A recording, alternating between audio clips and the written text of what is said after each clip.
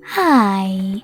In front of me is Lenovo 10e Chromebook, and today I would like to show you how you can use voice typing.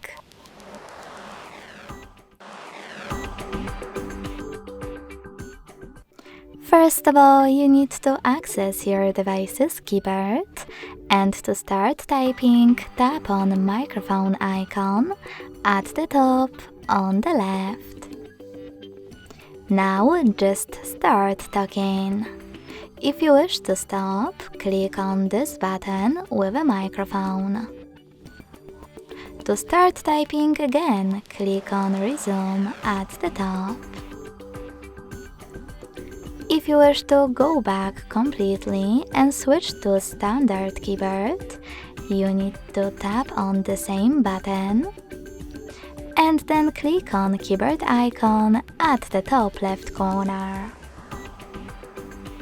Thanks so much for watching. If you enjoyed this video, don't forget to leave a like, comment and subscribe. Bye!